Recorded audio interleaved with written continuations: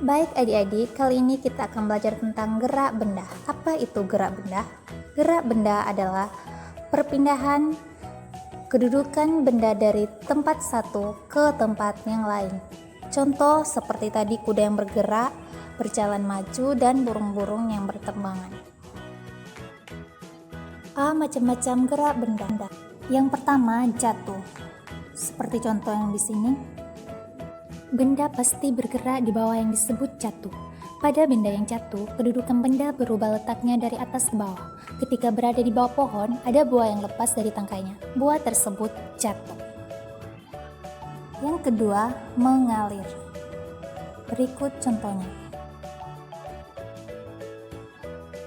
Benda cair bergerak dari tempat yang tinggi ke tempat yang lebih rendah. Gerakan semua benda cair seperti gerak air disebut mengalir. Yang ketiga, menggelinding. Berikut contohnya. Benda yang bentuknya bulat mudah bergerak dengan cara menggelinding, misalnya bola. Menggelinding adalah bergerak dengan cara berputar sambil berpindah. Yang keempat, berputar. Berikut contohnya.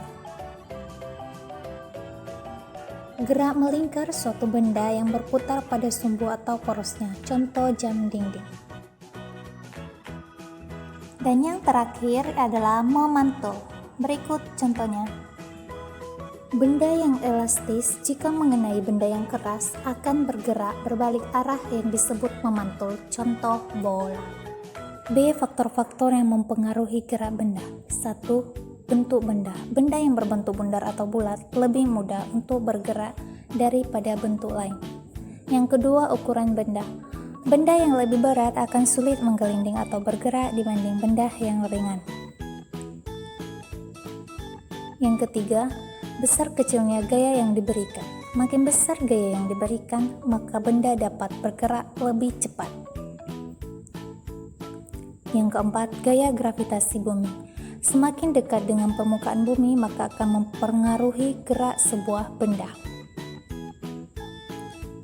Yang kelima, tekanan udara dan angin seperti layang-layang, uang logam, dan uang kertas.